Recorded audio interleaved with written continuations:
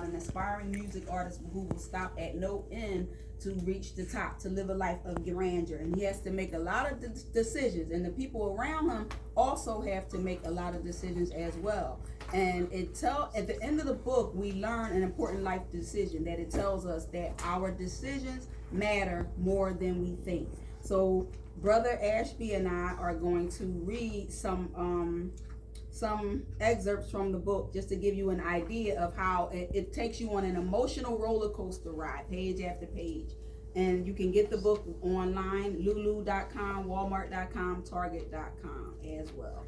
So Lulu, Mr. Ashby is going to play the parts of Bryce, and Bryce is the son. He's the main character of the book. They call him Bryce Granger. He wants to be a rapper. And his father is Manny. And the mother is Miss Ryan. So I'm going to be Miss Ryan's. And they are in the hospital. Someone's in the hospital, and you'll hear it. Are you ready? You ready? Some people think I look like Danny Glover. Okay. Now I'll echo that. I thought that when I first came in. I'll echo that one. And my prices are Danny Glover prices. So get your money ready to throw it at them. Where we at? Okay. We are on page 80, and Bryce, you're gonna start with Mom. Oh yeah. Okay. You ready to get your emotions out?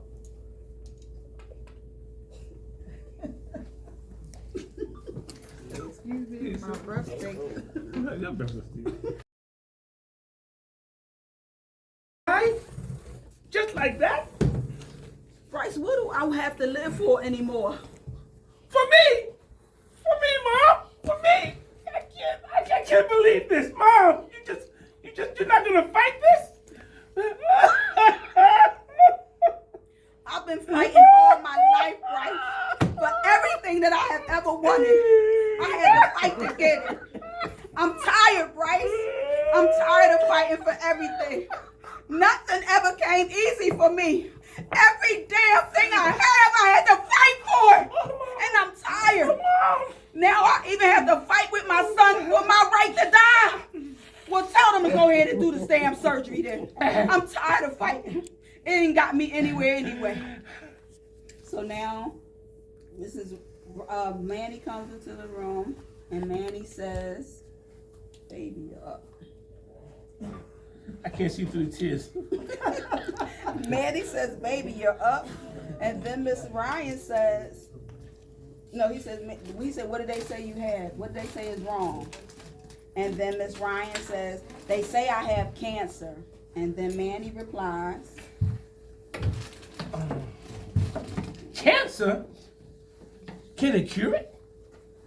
"Bryce wants me to get the surgery to remove it." What do you want to do? "I don't know anymore. Thank you for coming to see me." Manny. Now, Manny, now. Manny now. I'm sorry, baby. That was good, right? Very good. Very well. I'm gonna do that again. You meant the sorry. I'm sorry, baby. I'm sorry for everything that I put you and Bryce through. I'm sorry. I'm sorry. You're gonna get through this. We're young, baby. We were young, baby, and I didn't know how to deal with taking care of a family. I was scared, so I ran.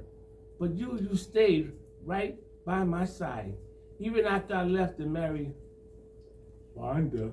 And dog, you. I took care of her kids and neglected my own. I should have never chosen her over you. I'm sorry. This is not the kind of man a woman should want. I am not the kind of man a woman should want, but you stayed right there. How could I not come to see you? Mrs. Ryan replied, "Don't you think I was scared too, Manny? I was just as young as you were. I was scared too, but I didn't run. I couldn't run. That's my child. So the fact that you were scared doesn't change the fact that he is your son, and you should have been there for him regardless. He didn't ask to be here. We did this. A lot of men think that you could just do what you want to do and run away from your responsibilities and then come back and say sorry, and that's supposed to fix everything. But baby, You hurt me. You hurt me so bad. I gave you every inch of me and loved you with my whole heart. I was a good woman to you. I gave you my everything, even more than I had to give, until I had nothing left to give. And that still wasn't enough for you. I tried to make you happy, overlooking my own happiness. I cooked, I cleaned, I took care of you, made love to you whenever you wanted me to.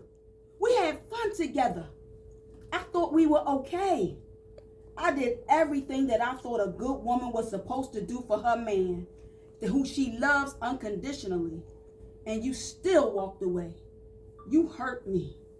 And yet my heart still can't find a way to not love you. My heart still can't find a way to hate you. I tried to stop loving you, but I can't. I told myself time and time again to stop loving you, and I tried to stop. I tried to move on with my life and be angry, to hate you, but I couldn't. For some reason, I just couldn't. I wanted to hate you. I wanted to be angry with you. I even wanted to kill you at times, but I couldn't. You put on me something I truly didn't deserve. And I haven't been right ever since. When you went off to marry Wanda, after you and I been together for so many years, it destroyed me completely. And I still messed around with you because I couldn't let no other woman come in and take you away from me completely. For some strange reason, that meant I got to keep a part of me that wasn't completely destroyed. I hate what you did to me and Bryce. I feel like you owe me something better than that. But you know what? You don't owe me anything. I don't even want anything else from you anymore. Besides, after all these years, I finally realized that you're not capable of loving me the way that I deserve to be loved. At this point, I don't want anything from you. I'm so mad at myself for allowing you to break my heart over and over again for all these years. For stopping myself from loving someone else after all these years. You don't owe me anything, but you do owe your son. And I'm going to stop there. That's all right now. All right. After she done ripped Manny a new one, she want to stop there. Yeah, you stop laughing now and then. It ain't so funny no more, is it, Manny? He was laughing while you was crying. Andrew, it is a page turner. Yes. So, yeah. Whew. All right. Good now. news. Thank you. Auntie, you said you got that one? Yeah, I got the book. All right, I gotta get me the book. Manny hadn't read this book. Manny hadn't read Cheaters Never Win, How to Stop Cheating or Never Stop. That's why Yeah, you're in that's this situation. Yes. Now your next, Now we can read your something. sequel to this should be Manny buys this, and Manny finds this book and he reads this book. Manny gonna get I'm not gonna tell you, but I am writing a sequel to Art and Grandeur. So make sure you get this book so you'll be ready for the sequel. So you want to read something from Cheaters Never Win? This is too small, but I see this. I'm going to answer some questions Okay. without reading. I can't touch it. Why people should not cheat? The number one reason people should not cheat is because you're going to get caught, fool. I wouldn't say that's the number one, but that is one. That is, you always get caught. Always. It might take a while, but We you recorded a always song called Cheaters Never Win. We backed up the guy on the song. The whole Oh, y'all were song. singers? Yes. When you hear that, Say it louder for the people in the back. Wait a second So now. direct when current you is in hear the building. if only you, listen, If only you only knew. you- Wait a Love minute, me, folks. want you, baby. Wait a minute, folks. We got celebrities in the house. If Y'all the backup singers for Patti LaBelle? no, we the original on the record. They need to write a book. If on the only you records. knew. Yeah, if All of only you them. knew. Love when it, you've love been it, blessed. baby. When you've been blessed, somebody Y'all hearing loved you, this? babe. What? Right kind of lover. Oh, I love that. Oh, it's the right kind of love. It's your love. I'm in That's love us. again. I'm in love. The cheaters never win.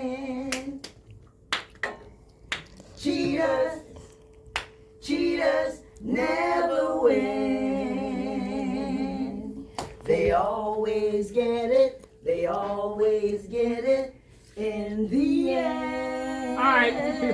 Come on. Now, So listen. where you throwing money at? Throw the money, throw the money. Where the money at? Where the money I at? ain't got the money. I'm gonna throw the clothes. Where the money was Listen. 530 are library directors. So I'm blessed to be one of that 30. There's 28 libraries in this county. Stop me. The man stopped me. He said, "Sir, you know you had to hold your pocket." Then I saw the man running down the block with money. He had my money. So y'all getting all kinds of But I got a money. legal case, but I couldn't catch him.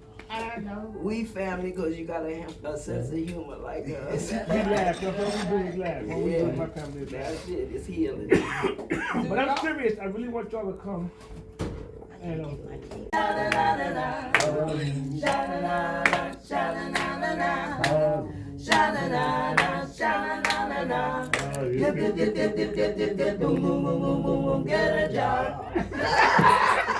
Oh, I'm loving this. okay, what about listen, take out the papers and the trash. Oh, you won't get no spending cash. In the 90s. But because I had a bad relationship with somebody who I would say probably was my first real love. And so I just started writing about it. It broke my heart. But I knew, I'll tell him it's Tony. He knows because we had the story. We shared the story. His name is Tony.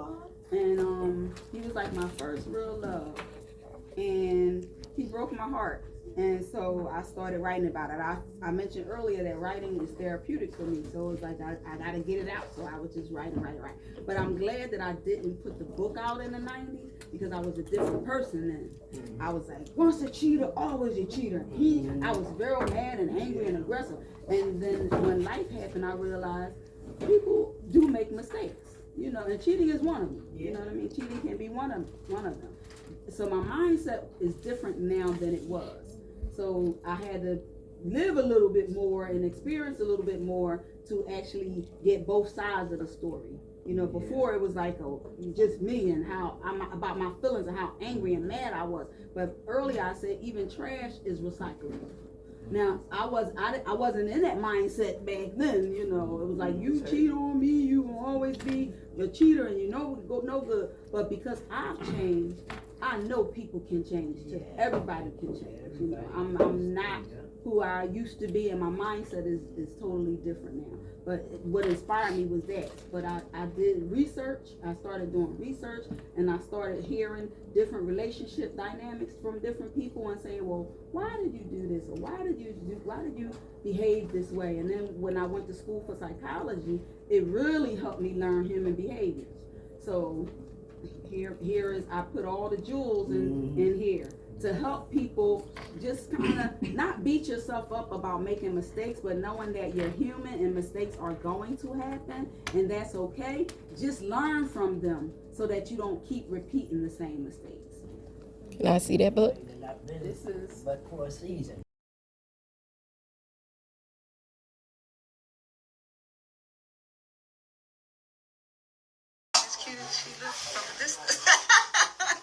Good afternoon. Ooh, it's hot in here. Good afternoon, everybody. I'm Richard E. Ashby Jr., and we are here at the Sharon Hill Public Library, and we are here with my friend and author, Miss Lynnette Clement, author of several books, and we're here to talk to her. We did an Instagram live before, but she wasn't here. She wasn't live, and so we're here live. She's a wonderful author. And she's here with her mom, who is on the side. You know how mother's always on the side. Mother's right behind her, just pushing her, encouraging her. Good afternoon. I appreciate it. Good afternoon. Thank you for having me. You're more welcome. Thank you for coming. She's here to do a book signing. And let me tell you, sister is fine. She's fine. You need the camera. You need the camera back. Leave the camera back. You get too close, you might be like, I don't want to get too close. Sister's fine. She's a beautiful black lady. Thank and you. I we just appreciate here. it. I'm holding on for them. Hold on. So, where are you from? I'm from North Philadelphia. Born and raised. Born and raised. by way of Germantown, by way of Southwest. I moved around a lot by way of Northeast. Okay, I love Germantown. So cultural up there. It is. Very, very, very, very cultural up in Germantown. So now tell me, what made you become an author? Well, I've always enjoyed writing. I've always enjoyed writing since English class. And in my downtime, it was something that I did that was therapeutic. I started writing poetry, and then I went on to write books. What was the first book you wrote? The first book I wrote was this one, Cheaters Never Win, How to Stop Cheating in Any Relationship or Never Start. This was my first book. So this is a popular book around here. It's the bestseller out of the 30 so far. Robin is one of the staff here. I'd like to tell you that Brenda purchased the book. Thank you, Brenda. Brenda's gonna go home and she'll be single in about 2 hours. Yeah. So it doesn't promote singleness at all. It just talks about the behaviors that you have, sometimes innately, that when you're trying to fight temptation, because there's temptation all around us. So oftentimes we don't always see. Okay. I mean, I'm looking at, why is this book so thick and this book is not so thick? Because this one is a self-help that just gets directly to the point. So basically what it talks about is the why of behaviors. So there is a reason for everything. Even though people say there's not, there's a reason for everything. So in this book, it tells you to kind of peel back the layers of your life. Okay. And to get to the core of why you do what you do, why you say what you say, and why you behave the way you behave. So once you pull back the layers, you get to the core of your why, then you can then develop ways, strategies to help you make better decisions when you know what your why is. Okay. So this one helps you get to the core of your why. So it's for people who have cheated, people who are fighting the temptation to cheat, and people who have been cheated on. And it's not a bash or anything. What it does is it just helps you uncover who you are at the core. Okay. And go ahead. No, I'm saying okay. So basically, I tell people that even trash is recyclable. Oh, come on. So even if you have made poor decisions and you have cheated or you have done something that you're not too proud of, you still have the opportunity to get life right again. So, but unless you get to the core of your why, you'll never be able to find out why you did what you did in order to change the behavior itself. So this book will help you with that. I love it. Cheaters, we know how to deal with grief, because sometimes grief can cause you to cheat. Exactly. That's what I mean by dealing with things in an unhealthy way. Okay. Yeah. So now our next book is Ardent Grandeur. Okay, talk about that. So Ardent Grandeur, it is a fiction novel. It is about an aspiring music artist who will stop at no end to live a life of grandeur. And then you have to ask yourself, how bad do you really want what it is that you say you want? And are you willing to sell your soul to the devil to get it? So it's about life decisions and taking either the green pill or the red pill, you know, when you talk about the Matrix. It's all about how our decisions matter more than we think. So we don't really think about what we do on a daily basis. We don't put that much weight on it until we see the outcome. And then it's like, oh wait, maybe I should have made a better decision. So this book it paints the picture of what our decisions look like and how they impact not only ourselves, but the people around us as well. And how to do an introspection of yourself about the decisions that you make. It can be something as little as to how you eat. Again, it's all about behavior, how you behave, how you think, what you do. And if you don't mind, I want to, in the process of these, I want to read a little bit of the book so that people can get an idea. If I read some of this is an emotional roller coaster ride. So it's a love story inside. It touches on the dynamics of a mother and father relationship, unmarried. It talks about the son-father relationship. It talks about the cheating relationships. It talks about the music industry, the entertainment industry, and how if you're not prepared for that, it can eat you up and swallow you whole if you don't make the right decisions in terms of writing contracts. It talks about friendships. It's a whole lot of things in here where you have to make decisions. And so it lets us know, in the end, it lets the readers know how important our decisions are. Wow. Let's hear some of this. So I had to put my glasses on. All right, put your glasses on. So in my spare time, I'm also an actress. So I'm going to read it as if I'm acting it out. I hate to tell a bit of the story, but I have to. Okay, so this is a chapter that I'm reading it focuses on something happens with the mother. This is something that I struggle with. I do not know how to cope with grief. I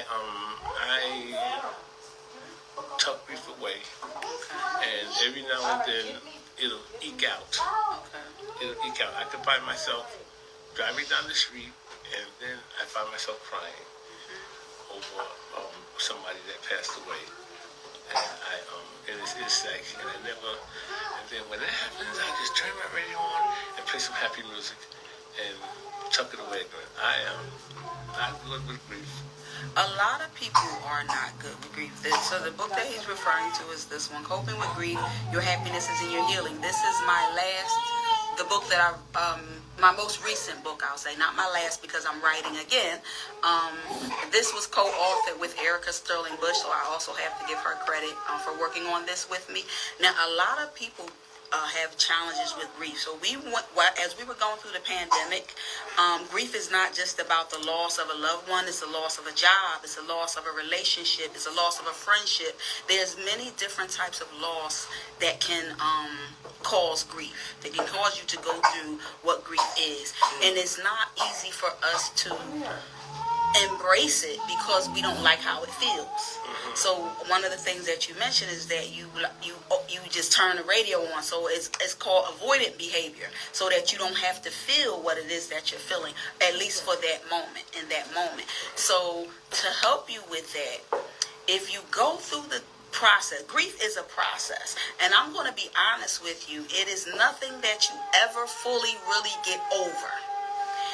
It's called coping because you learn how to deal with it, cope in a better way, but you have to allow yourself to feel, allow yourself to be human, because because you're human, you have feelings, which are okay.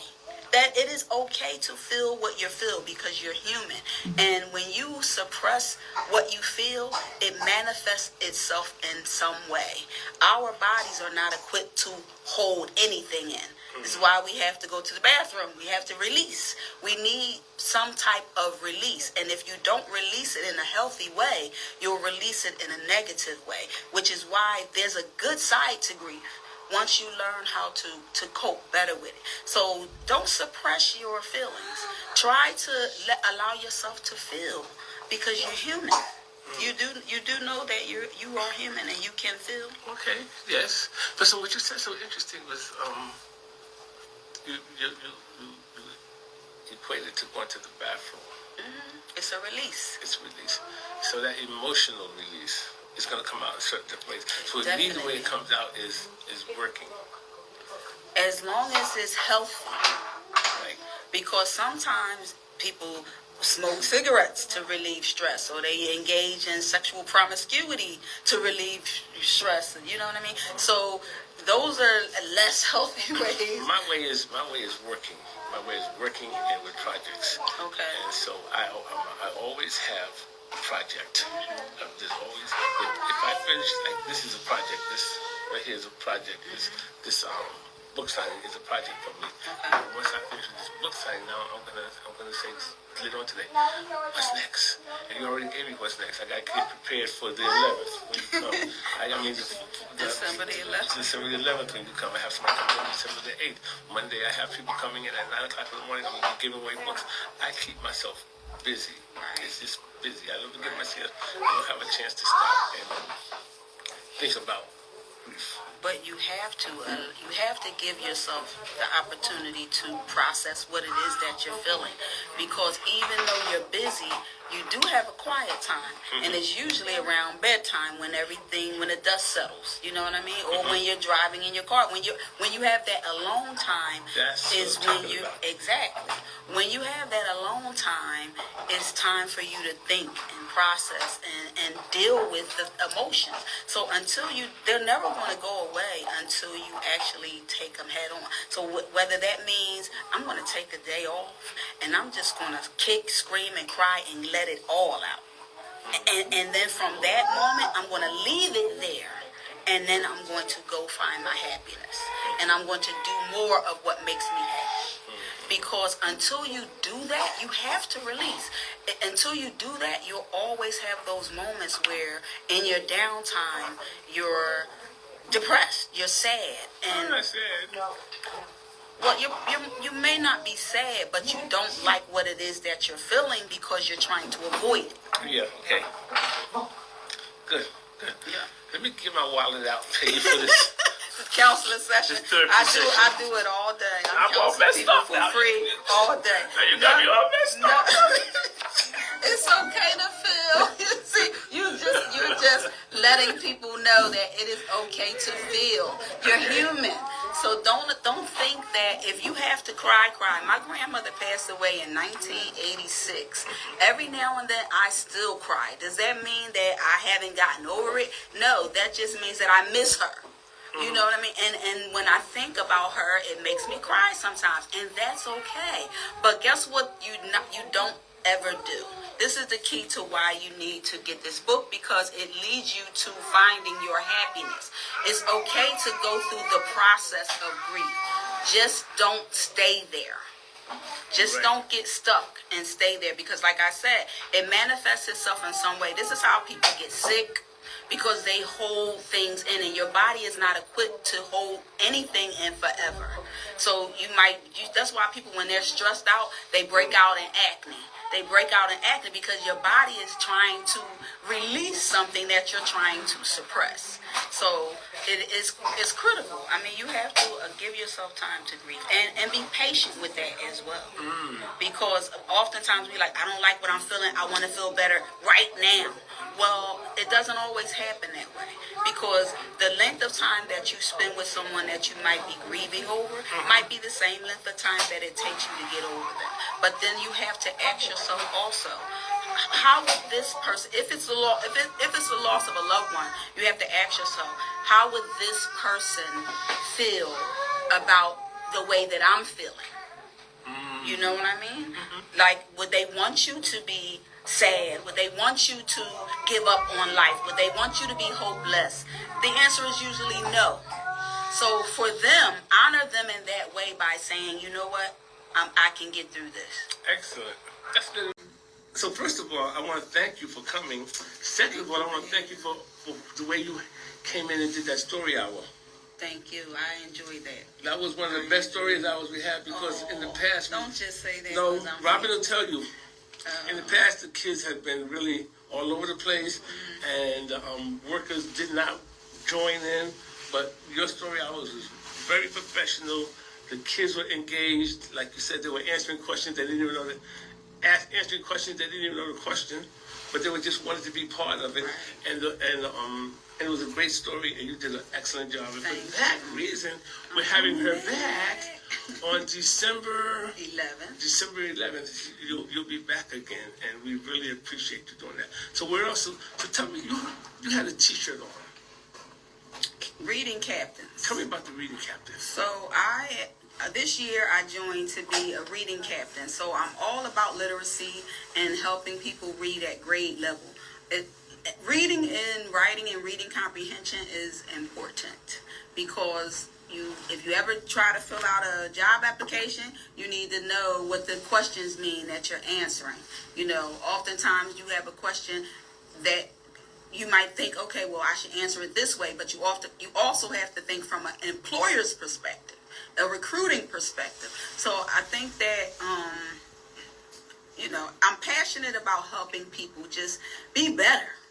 make better life decisions and be better in life in general. So one of my drives for the reading captains is to help elementary school kids read at grade level.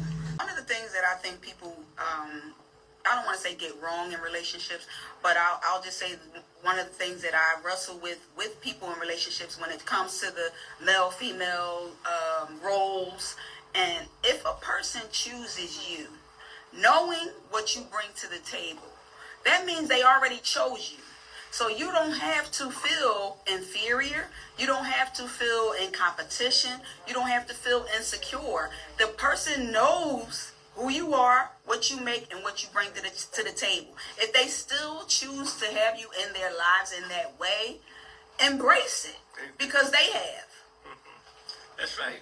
And the only thing my wife requires of me is that I take out the garbage.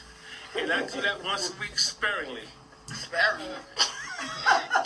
Now, I would have a problem with that, I ain't gonna lie. Hey, if I look in the garbage can, it's half full, I'm like, listen, we don't want to overtax it. You paying the taxes? We paying the taxes already. Put that trash out. We don't want to waste bags. We don't want to waste bags. So we're going to wait till this get up to the top. And she's like, who are these wonderful people that sitting We have around? Tristan and Trace, my godchildren, and their mother, Sharon. Okay. Hi. We have my wonderful mother, Darlene. We have this wonderful lady sitting back here. And what's your name, young lady? We have Natalie. Hi, Natalie. And there's a young lady back there who I love because she brings her children to the library. She was here the last time. And young ladies back there, what are your names again? Mary and Brenda. You can call her single Brenda, because soon she go home with this book. It's going to make her appreciate the relationship that she's in if it's a healthy one. So that's Yes. And that's a good thing. Yes. And never cheat. Cheaters never win. They never do. I love that TV show. I want y'all to ask me some questions about love and relationships and. Is that your life? I mean, does that come from your life? Partly, vicariously through other people, as well as through my own my life. Some of my personal experiences with relationships. Yes, I have been cheated on. I've never cheated. And for a long time, I used to beat myself up and say, "What could I have done better?" Until I realized cheating is a selfish act, and it's not always about the other person. Sometimes it is, but sometimes it isn't. And sometimes it's about what the other person expects and don't get, or get and didn't expect. Elaborate. I like that. So sometimes people who cheat, somebody cheat might say, you know what, I expected him or her to be more into me than they are. They may be more needier than they mate. Want more. Say they crave the attention from someone else. Then on the other hand, sometimes it may be because they got something they didn't expect. They got somebody, like a lot of men are so insecure. Mm-hmm. So if their woman is making more money than them, or have a better job description than them, they may feel insecure and then go out to find somebody who needs them more than what they perceive that woman needs them. Exactly. That they need it. So it's a lot of things in there. So in order to have a healthy relationship, you have to be secure in yourself. Absolutely. You have to be number one. You have to be secure in yourself. You have to be able to celebrate the other person. Exactly. So if you're a man and your woman gets a promotion, she's making more than you have to be able to celebrate that and be comfortable with who you are. Exactly. You're bringing home what you can bring home. Exactly. And if this because she's of the female sex and she's doing better than you, does not mean that she's better than you. That she's better, or you're even less than. Exactly. You're less than. You have to look at this relationship as a partnership. Exactly. It's never going to be 50-50, no matter what you do. Exactly. So people say, oh, we have a 50-50 relationship. It's not going to be 50-50. It's going to be 50-40, Sometimes 50-30, it's gonna 10-90. It's going to fluctuate. It's going to fluctuate, and you have to be okay with that fluctuation. But in my relationship, I'm comfortable. I'm comfortable. I don't even know how much money I make, because all my money goes to her bank account. Okay, so that means you trust her. My thing is this. I always want to clean underwear in my drawer. And when I go to Sunoco and swipe that card, I want to be able to get my gas. That's it. I don't drink, I don't smoke, I don't hang out. So I don't need anything. That's good. And my Your bills wife, are paid. my bills are paid, and my wife is very successful. Good. And I celebrate her success. Good. Because I say, she's making more, at one point she was making more money than me. And I say, okay, that's great. Because if I should ever get sick and stop working, she can take care of herself. Again, I'm going to be in character, so bear with me. But this is going to be great. She's going to be a character. Do you want to be a character? No. You want to play? Okay, well, let's go. Who you want me to be? You want to be Bryce? I'll be Bryce. Okay, I'm so not page 80. I'm not great at being an actor, but page 80, I'll try. You need glasses? You need glasses? I wear glasses, but I think I'm too cute, so I don't wear them. Oh, okay. I never bring them to work with me. I get married and do all the reading. All right, so start where Bryce replies. But Mom, you just want to lie. Die. Oh, die, see? Where's your glasses? Here, you want these are readers. You want them? No, let me look again. That's an L. Oh, that's an L with a, okay, that's a die, okay. Mm-hmm. But Mom, you just want to die. Just like that? Bryce, what do I have to live for anymore? For me, Mom. For me. I can't believe this, Mom. You got to fight this. I've been fighting all my life, Bryce, for everything that I have ever wanted. I had to fight to get it. I'm tired, Bryce. I'm tired of fighting for everything. Nothing ever came easy for me. Every damn thing I had to fight for. And I'm tired. Now I even have to fight with my son for my right to die. Well, you tell them to go ahead and do the surgery then. I'm tired of fighting. It hasn't gotten me too far anyway. No, Mom, no. So now his dad says, so now we took me on the dad. He says, baby, you're up. What did the doctor say is wrong? Mrs. Ryan says, they say I have cancer. You want to be Manny now? Yeah, man. Cancer? Manny's the dad. Cancer? Can they cure it? Bryce wants me to get the surgery to remove it. You're Manny again. On page 81. What? You're not crying now. Oh, You you're not Manny. You Manny. Come on. What do you want to do? Miss Ryan, I don't know anymore. Thank you for coming to see me, Manny. I'm sorry, baby. I'm sorry for everything that I put you and Bryce through. I'm sorry. And I'm sorry you're going through this. We were a young baby, and I didn't know. And I didn't know how to deal with taking care of you, of a family. I was scared, so I ran. But you stayed right by my side, even after I left and married Wanda. So he done married somebody else, y'all. I married Wanda? No wonder, okay. No wonder she got cancer. I treated her so bad. That's not funny. Go ahead. I was when I married Wanda, so I took care of her kids and neglected my own. I should have never chosen her over you. I'm sorry. This is not any kind of man any woman should want. But you stayed right there. You stayed right here. How could I not come and see you? See, my thing is, sometimes people treat you so bad, you get so upset, you get so sad. That brings cancer onto you. Well, this is what I'm talking about with the grief. This brings cancer. When you hold things in that you don't allow yourself to release, it can cause medical problems. It can cause health problems. So like it's not necessarily cancer, but medical problems in general. Because like I said, it's a physical thing. Like your emotions are a physical thing. So anyway, so I got to get to Miss Ryan's part because this is the good part. Because basically what y'all are listening to is the dynamics again between Bryce, the son, the mother, Mrs. Ryan's, and the father, who the mother still messes with, even though he left her and married someone else. Wanda. Where is this cousin? She in the movie. You got to get the book to find out where she at. So So Mrs. Ryan's replies as Manny is trying to explain why he left them, because he was saying that he wasn't prepared. So this is her response. And this is for all the single mothers out there.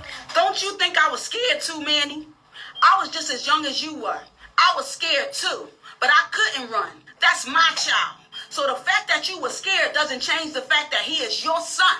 And you should have been there regardless. He didn't ask to be here. We did this. A lot of men think that you can just do what you want, run away from the responsibilities, and then come back and say sorry, and that's supposed to fix everything. You hurt me. You hurt me so bad. I gave you everything, every inch of me, and loved you with my whole heart. I was a good woman to you. I gave you everything, even more than I had to give, until I had nothing left. And it's still not enough for you. I cooked, I cleaned, I overlooked my own happiness. I cooked, I cleaned, I took care of you. I can't even talk, I'm getting excited into the character. Bear with me, y'all. I cooked, I cleaned, I took care of you. I made love to you whenever you wanted me to. We had fun together. I thought we were okay. I did everything that I thought a good woman was supposed to do for her man, a man that she loves unconditionally. And you still walked out on me. You hurt me. And yet my heart still can't find it, a way to not love you. My heart still can't find a way to hate you. I tried to stop loving you, but I can't stop. I told myself time and time again to stop loving you, and I tried to stop. I tried to move on with my life and be angry with you, to hate you, but I couldn't. And for some reason, I just couldn't. I wanted to hate you. I wanted to be angry with you. I even wanted to kill you at times, but I couldn't. You put something on me that I truly didn't deserve. I haven't been right ever since. When you went off to marry Wanda after I had spent all those years with you, it destroyed me completely. And I still messed around with you because I just couldn't let no other woman come in and take you away from me completely. And for some strange reason, that meant I got to keep a part of me that wasn't completely destroyed. I hate what you did to me and Bryce. I felt like you owed me something better than that. But you don't owe me nothing. You don't owe me anything. I don't even want anything from you anymore. Besides, after all these years, I finally realized that you're not capable of loving me the way that I deserve and need to be loved. At this point, I don't want anything from you. I'm so mad at myself for allowing you to break my heart over and over again after all these years. For stopping myself from loving someone else after all these years. You don't owe me anything, but you do owe your son. And I'm going to leave it right there. Wow. Wow. You have to get the book, Art and Grandeur. I'm almost into it. No, you're not doing that to Manny. Manny got something to say. Well, Manny do have something to say. Manny got something to say. Shake it here. All right. Let's play with Manny now. Listen. I got to stand up for the black man, right, brother? Come on, My now. godsons. I got to stand up for the brothers. No. You done laid all this on Manny. Wandered somewhere, all broke up. So Manny says, Come on with it, man. Manny says, What page we on? 83? we on 83. Okay. So Manny's think going Denzel to would watch pitch Mr. Rich? his sob story. Come on, let's go. Let me see if I can get a tear. Here's your chance to get your grief out. And I don't even know why I know Let this me for. get a tear. Let me get a tear. I'm sorry. I know. I'm sorry. I have a problem. I'm an alcoholic, and I have a gambling problem. I didn't want my son to look down on me. I'm a mess. I couldn't raise a family that way, and I don't want my son to be nothing like me. I thought it would be best if I didn't come around him and have nothing to offer him. I found someone who didn't require much. At that time, I thought it was a good thing I was doing, but it wasn't because I'm still a mess. I have nothing to aspire to.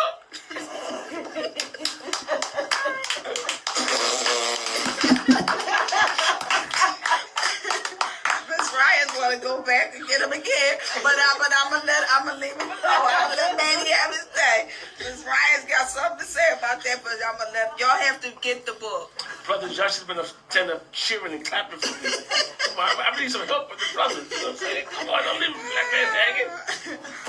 So the book touches on a whole lot of different stuff, and it takes you on an emotional roller coaster ride, as you can see. But it makes you actually think about the decisions that you make and how they impact others around you, those around you, because we might think we're doing the right thing, but sometimes you have to look at the whole picture and not just the picture that you see in front of you and how it's going to affect you. You have to look at the whole picture to say, how is it also going to affect the people around me as well?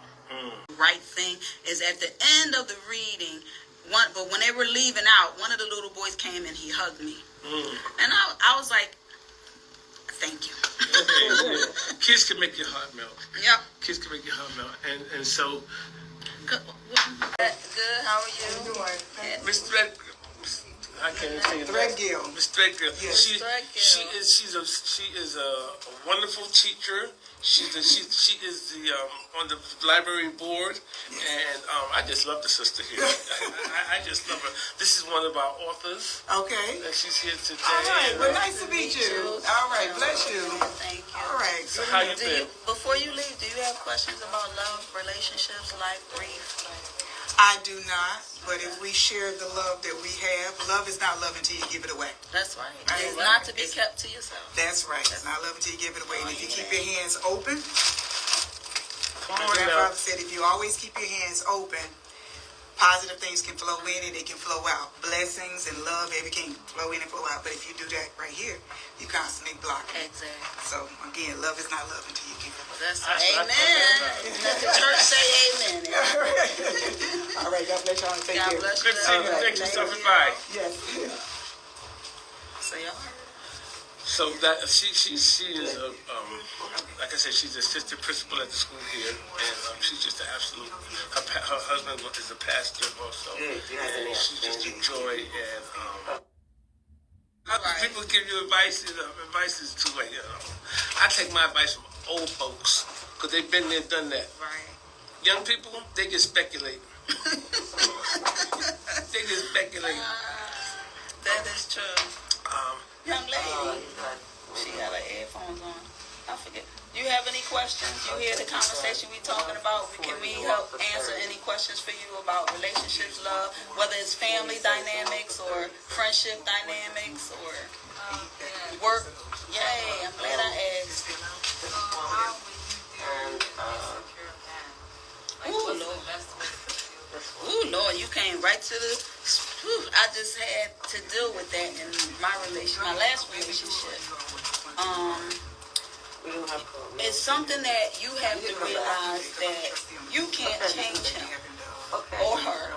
Only that person. So the question she asks is, how do you deal with an insecure person in a relationship?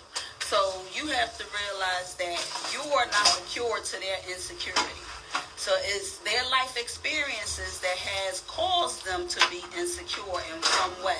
Maybe it's their upbringing. Maybe they feel like they don't have the resources that they want or need to feel secure, or the job security that they need to feel secure, or they've been cheated on in previous relationships that they don't trust easily. So they have to deal with that, with whatever it is that caused them to be insecure. Is not your cross to bear, it's their cross to bear. The only thing that you can do, in your relationship with this person is to help ask them, what can I do to make you feel more secure? Ask them, what is it that you need from me to help you feel more secure about us and our relationship? And then if it's not unrealistic, then you do what you need to do to make them feel more secure. And over time, you'll peel back the layers you'll peel back that wall of distrust or whatever it is that's causing them to be insecure, if that helps. You first got to ask the question to them, because you can run yourself ragged trying to figure it out, trying to do everything on your own to make them feel better. But unless you know exactly that thing that they need from them directly, you will run yourself crazy trying to figure out, what can I do? I'm doing everything, but they might just need this one little thing that you never even thought about.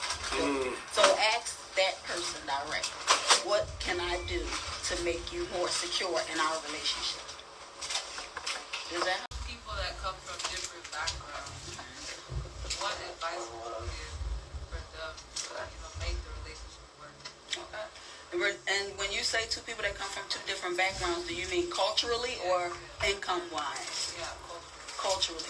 So what you have to, it's a teachable moment to me for both parties. So if you're from one culture and this person is from another culture, you do things culturally to introduce this person to what your culture looks like. Whether it's going to a museum that has historical factors or whatever it is, or whether it's going to like cultural events and you talk about what it is that this is this is how I was raised, and in my culture we do this, and these are our traditions, and then they do the same thing with you, and then you learn to accept each other for the differences, and you'll learn to embrace the differences once you understand what they are and where they come from, if that helps. So oftentimes we are resistant to different cultures because we don't understand the culture. But once we understand the culture, then it's easier for us to embrace the culture. So, you might say, oh, I wasn't raised like that. Well, we wasn't raised. This is not what we do. Okay, well, this is not what we do either. But it doesn't make what we do, what either of us do wrong. What it makes it is different. But we're so caught up on, since I do everything X, Y, Z, and you do everything A, B, C, your way is wrong, my way is right. It's not right or wrong, it's just different. Once we get to that part, then we get to an understanding of it's okay to be different. It's okay to be different. But help me understand why you're different. Help me understand that first so that we can get, I think this world needs that. Because a lot of times we fighting against each other because we're different. And it's okay to be different. That's what people don't realize. They have to realize it's okay. We're not all raised the same way. Even if we are the same culturally. Your household still might have different set of rules than my household. That's okay. It doesn't mean that my household was wrong and yours was right, or vice versa. It's just different. And different is okay. And you know what? Also, if I could piggyback on that, please. There's a book, there's a story called, have you ever heard of it? Called Gulliver's Travel. I have. You ever heard of Gulliver's Travel? Yeah. That story is a story about a man that is shipwrecked and he finds himself in a place where he's huge, he's bigger than everybody. But the basis of that story is the land that he lands in is called Lilliput. And there's a war between two factions. And the war is because they are culturally different. And what makes the story so great is what they're fighting about. Once he gets to the bottom of what they're fighting about because they have two different cultures. And they're fighting about how do you crack an egg on the fat side or the skinny side. And it actually didn't make a difference of how you crack that egg. You got the same result. You got the same end result. Same end result. And it's usually happiness. That's it. That's it. So pick and choose your battles. What we arguing for? Exactly. My thing is always this. Okay, what are we arguing for? If I drop dead tomorrow, or if you drop dead tomorrow, would it make a difference? Not at all. So If why it won't does it make a difference now? Let it go. Yeah. Let it go. Don't worry about it. Yeah. That's my thing always is, will it make a difference? Does it help? Okay.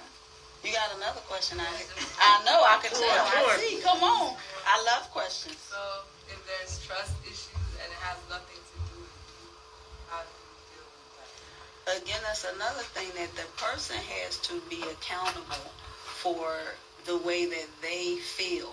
If it has nothing to do with you, it has nothing to do with you. So it's something that they have to accept and admit that that trust is a challenge for them.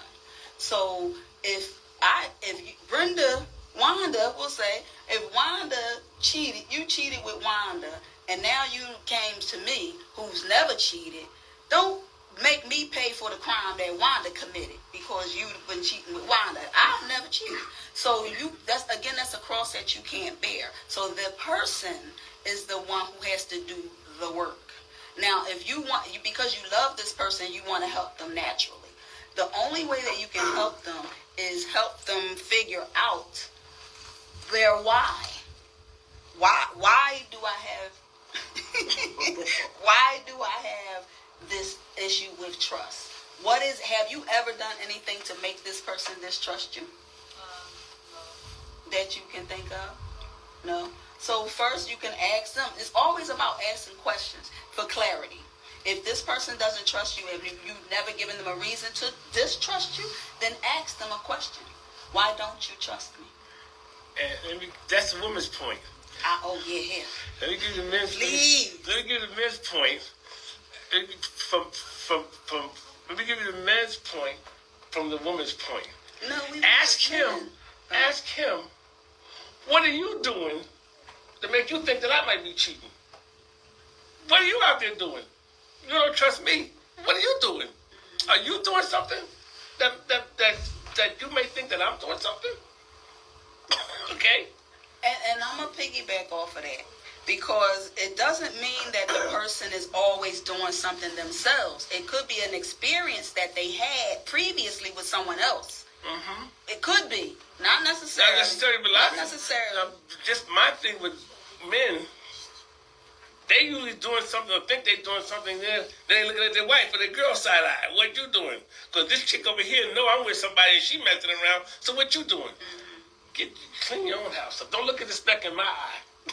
Right, clean the speck out of your own eye. Clean the speck out of your own eye. Ask him what he doing. Why do you think I'm cheating on you?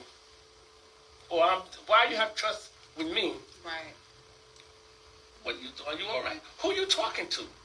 Who you having lunch with? Who are you talking to at lunch? And who are you hanging with at the job? Who are your friends at the job? And sometimes that'll eliminate the questions when you start asking questions back. It'll eliminate the questions that you have to answer because you start asking questions back. Well, if they don't trust you, you be like, well, why don't you trust me? What are you doing? And they'll get tired of you saying, what are you doing? What are you doing? Right. What are you doing? Who are you having lunch with? Who are you having lunch with? Who are you texting? What's going on in your life that you don't trust me? But I don't want you to think, I don't want you to leave out here thinking that something's going on because it might not be. But right. So you always want to ask questions of why do you have trust issues with me? And if you have a headache, you take something for the headache. Right. So I suggest you get this book. Cheaters never win. How to stop cheating in any relationship or never start. Between these two covers might be the answer to your question. Yeah. I want my cut. No, seriously. Support from their family members. That's right. You know, sometimes family members don't support us. Right. Jesus family didn't support him. Right. You know. Well, we weren't gonna miss this for the world. Well, I really am happy and appreciate y'all for coming here because I know this is a long way from home. And she's 73 years old, and she's 70. I'm 73 years old. No, come on. No, this is not that kind of library where you talking about no shish. Come on in here, Auntie. Clement here. Yes, it's Clementine. It's Clementine. Oh, my darling. Oh, my darling. Oh, my darling Clementine. That's my auntie Diane. That's my auntie Dorothy. That's my auntie Deborah. Yay. Your family look like my family.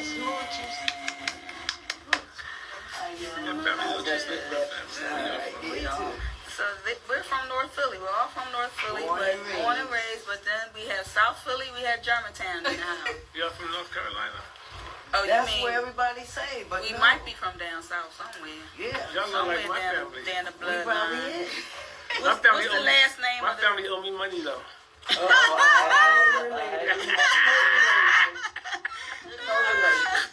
Look, we disconnected that real quick. But I don't think, I think we just Robin, have did any you have more any questions? She'll ask the questions off camera. Do you have challenges with grief as well, or no? What has been your experience? Well, yeah, I do. You do. See that? And I have PD. What's it called? Post-traumatic stress. Yeah. No, post-traumatic syndrome. Okay. Is it an experience or a loss of someone or something? Both. Both. The literacy nation. I don't want to go into it right now. Okay, that's fine. Especially we on but it camera. was, I respect that. But it was, yeah. It was rough. My friends admire me. Well, you made it to the other side of through, which is a good thing. God tested me a lot. And I said, stop testing me, but he kept on testing me. You know? You know what they say? He only gives the test to the people strong. that can take it, yeah. Yep. And you know, the test turns out to be testimony. It turns out to be a testimony. My son told me I should write a book. You should. It's therapeutic, I'm telling you. It really is. It's a I got a book release. like that. It's 200 and something pages here. Mine probably be 500. It's okay. I mean, like I said, no. It is okay. It's a way to release. It gets it out. You know. Well, Miss, You need to write a You book. just bought Yeah, you just bought it too. Oh my God, stop.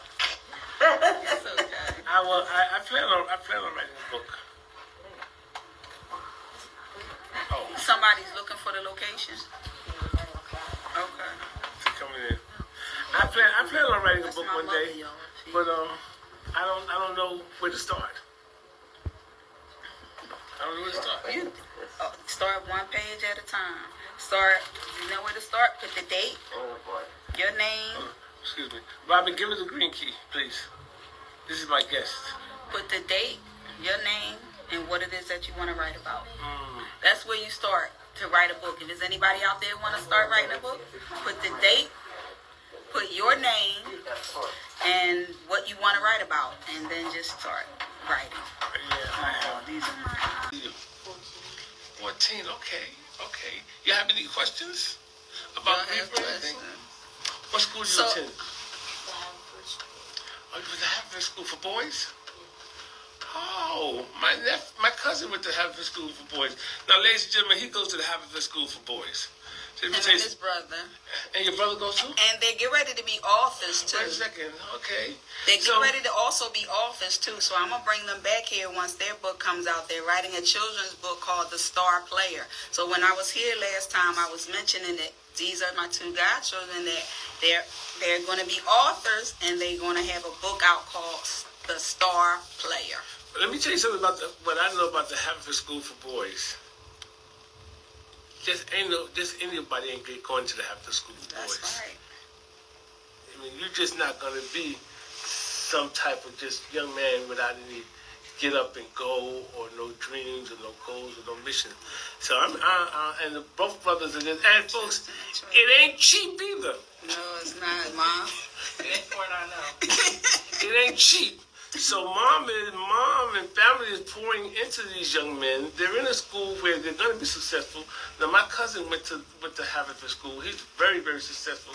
He's studying to be a doctor now. I don't take any coins. Let me throw no coins up here. From Art and Talk to him. Grandeur. So I gotta put my eyes on again. So let's see. Yeah. We're going to do this like we do in church. The pastor said in church he want a silent collection. That means he only want dollar bills. You don't want no jingle. Jingle, You don't want no change. jingle. Huh? Take cash out. Yeah, I take cash out. I don't play around. What's my cash out, Robin? See, some of this stuff is not appropriate for children.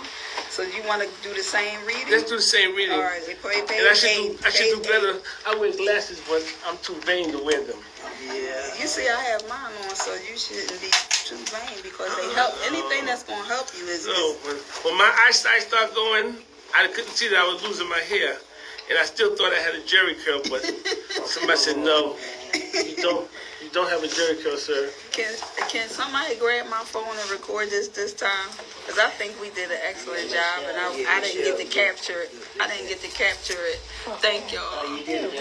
Yeah. Page 81. Starting with page 80.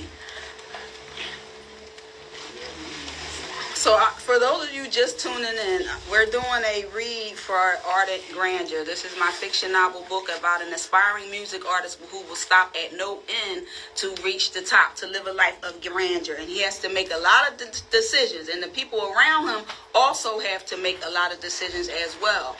And at the end of the book, we learn an important life decision, that it tells us that our decisions matter more than we think. So Brother Ashby and I are going to read some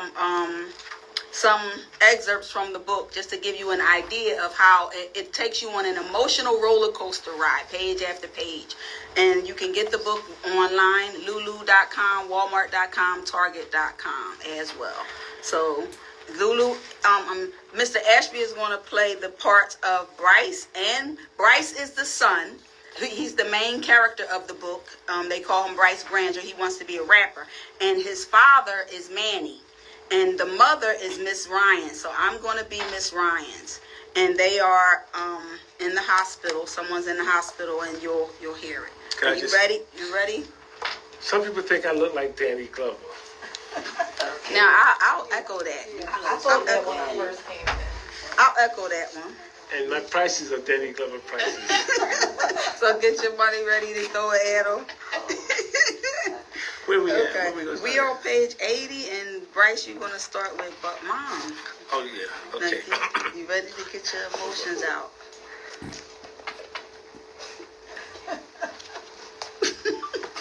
Excuse me, my breath stinking. Your breath was okay. But Mom, you just want to die? Just like that? Bryce, what do I have to live for anymore? For me? For me, Mom? For me? I can't believe this, Mom. You're not gonna fight this? I've been fighting all my life, Bryce, for everything that I have ever wanted.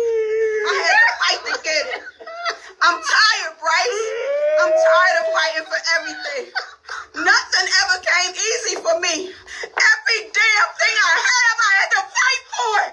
And I'm tired. Now I even have to fight with my son for my right to die. Well, tell them to go ahead and do this damn surgery then. I'm tired of fighting.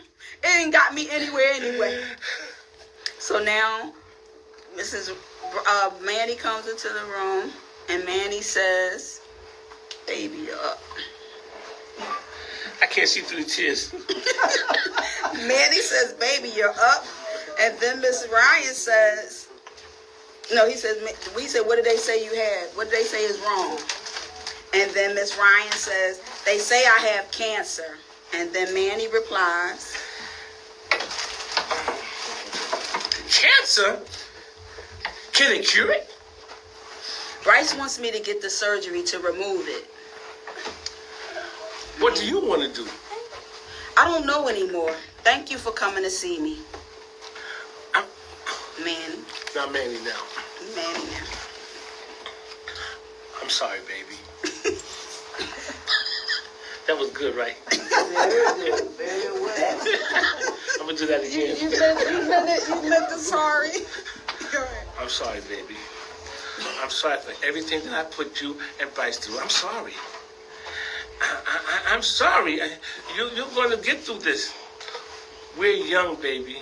We were young, baby, and I didn't know how to deal with taking care of a family. I was scared, so I ran. But you stayed right by my side. Even after I left and married Wanda. Dun, dun, dun, dun. Dun, dun, dun, dun. Yeah, dog, you. I took care of her kids and neglected my own. I should have never chosen her over you. I'm sorry. This is not the kind of man a woman should want. I am not the kind of man a woman should want, but you stayed right there. How could I not come to see you? Mrs. Ryan's replies, "Don't you think I was scared too, Manny? I was just as young as you were.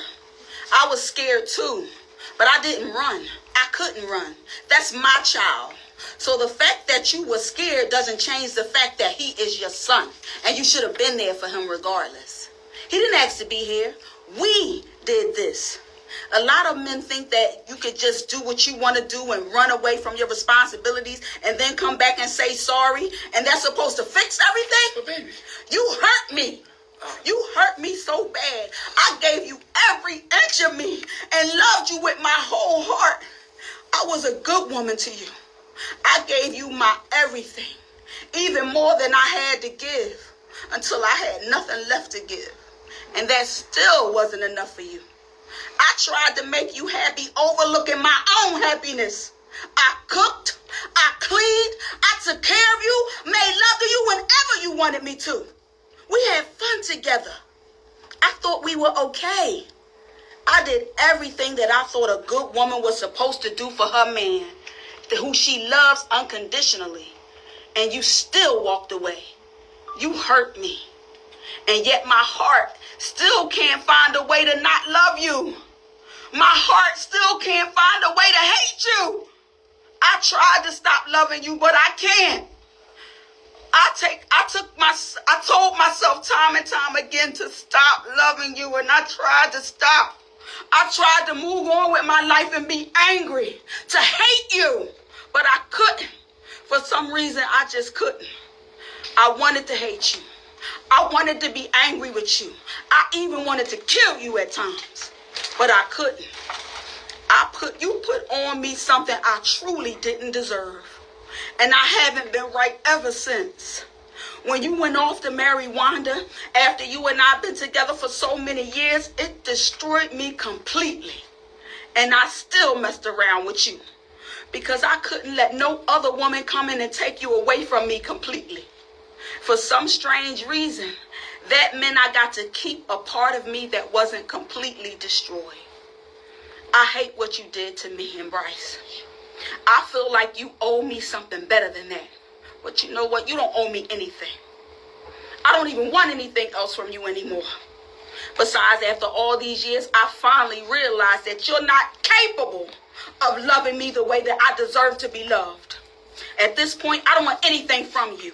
I'm so mad at myself for allowing you to break my heart over and over again for all these years.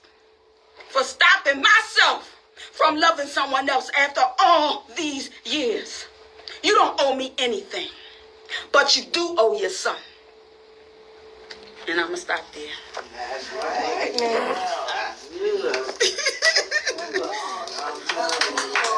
After she not ripped Manny a new one, she want to stop there. Yeah, you stop laughing now. Ain't so funny no more, is it, Manny? You was laughing when you was crying. You stopped laughing. When my eyesight started going, I couldn't see that I was losing my hair. And I still thought I had a jerry curl, but somebody said, no, you don't have a jerry curl, sir. Can somebody grab my phone and record this time? Because I think we did an excellent job, and I didn't get to capture it. Thank y'all. Yeah. Page 81. Starting with page 80. So for those of you just tuning in, we're doing a read for Ardent Grandeur. This is my fiction novel book about an aspiring music artist who will stop at no end to reach the top, to live a life of grandeur. And he has to make a lot of decisions. And the people around him also have to make a lot of decisions as well. And at the end of the book, we learn an important life decision, that it tells us that our decisions matter more than we think. So Brother Ashby and I are going to read some excerpts from the book just to give you an idea of how it takes you on an emotional roller coaster ride, page after page. And you can get the book online, lulu.com, walmart.com, target.com as well. So Lulu, Mr. Ashby is going to play the part of Bryce, and Bryce is the son. He's the main character of the book. They call him Bryce Grandeur. He wants to be a rapper. And his father is Manny. And the mother is Miss Ryan. So I'm going to be Miss Ryan's. And they are in the hospital. Someone's in the hospital, and you'll hear it. Are you ready? You ready? Some people think I look like Danny Glover. Now, I'll echo that. I thought that when I first came in. I'll echo that one. And my prices are Danny Glover prices. So get your money ready to throw it at him. Where we at? Okay. Where we gonna We start on page 80, and Bryce, you're gonna start with "But Mom." at? Oh yeah. Okay. Now, you ready to get your emotions out?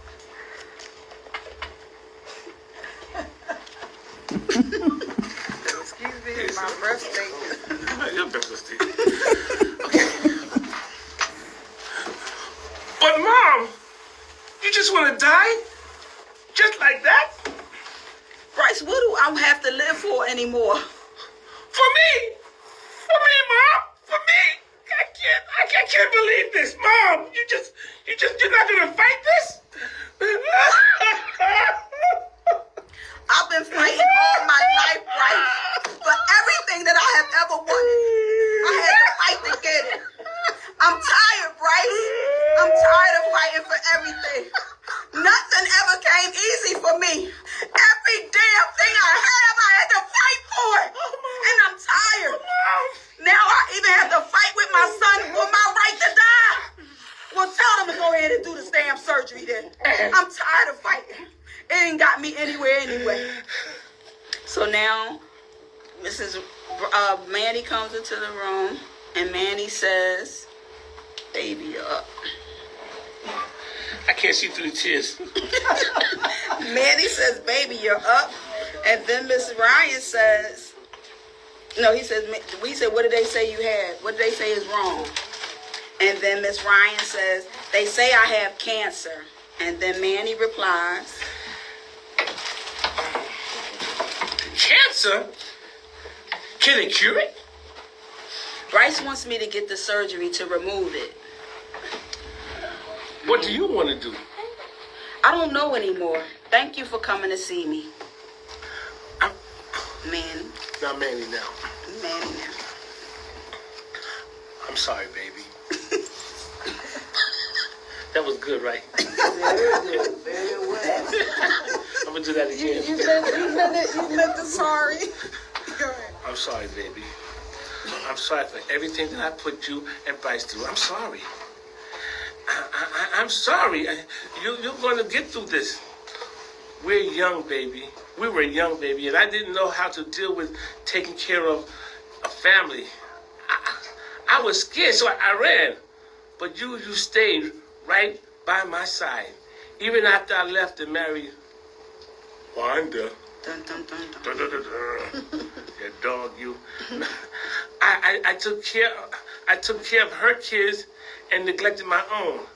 I should have never chosen her over you. I'm sorry. This is not the kind of man a woman should want. I am not the kind of man a woman should want, but you stayed right there. How could I not come to see you? Mrs. Ryan's replies, "Don't you think I was scared too, Manny? I was just as young as you were. I was scared too, but I didn't run. I couldn't run. That's my child. So the fact that you were scared doesn't change the fact that he is your son, and you should have been there for him regardless. He didn't ask to be here. We did this. A lot of men think that you could just do what you want to do and run away from your responsibilities and then come back and say sorry, and that's supposed to fix everything? But baby. You hurt me. You hurt me so bad. I gave you every inch of me and loved you with my whole heart. I was a good woman to you. I gave you my everything, even more than I had to give, until I had nothing left to give. And that still wasn't enough for you. I tried to make you happy, overlooking my own happiness. I cooked, I cleaned.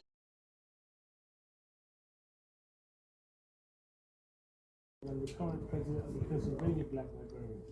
As you can see, not because I look good, but because I'm blessed.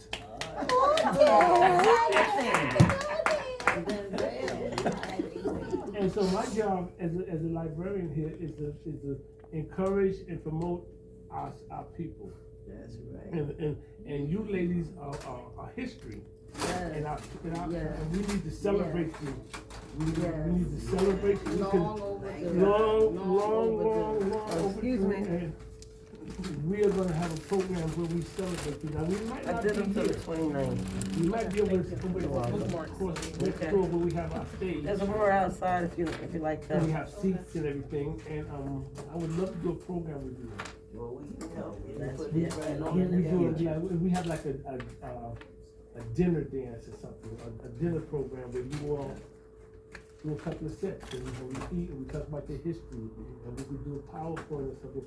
Let's just celebrate you, because so often we don't celebrate our community. Right, and to me, they are the unsung. They're the Oh, we unsung. on Diamond, and you wanna hear some more? That's some rough. We on Diamond in the back, sun rooftop. Stop! Digging in the That's short, that's us. us.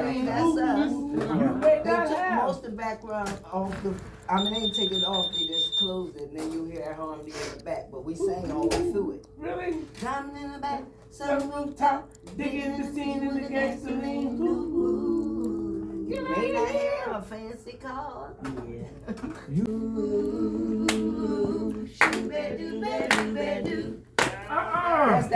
That's Diane song. Yes.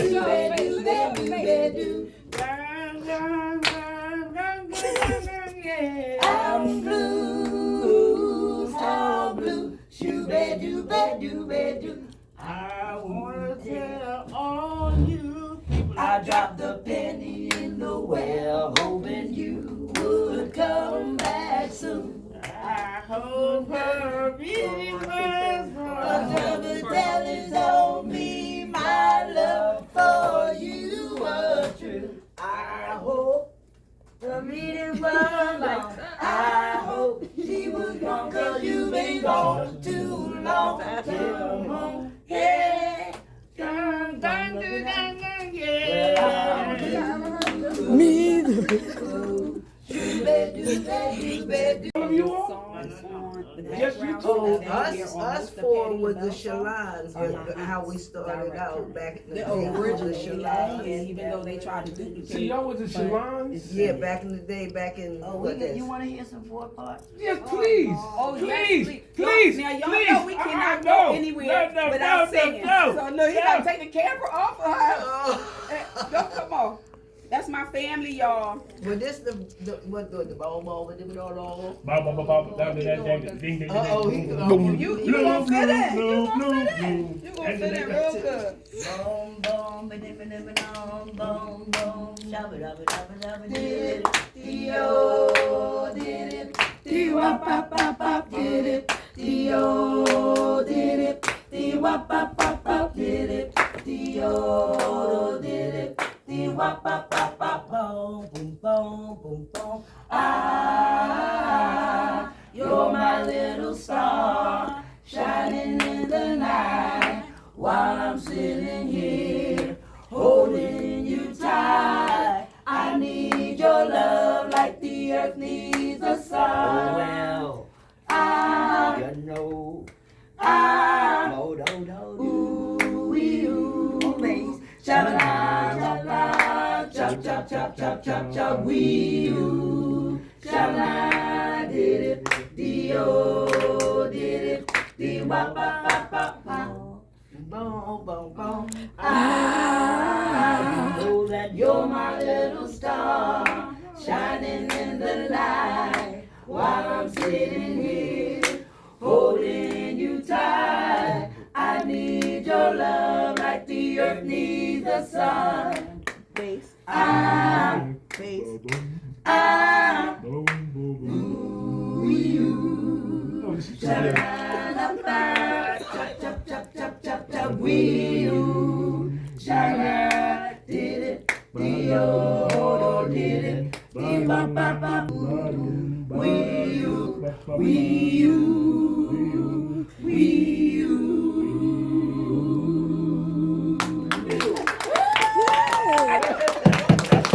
Had to get up on here. That's when music was good. Yes, that is good. I mean, we started on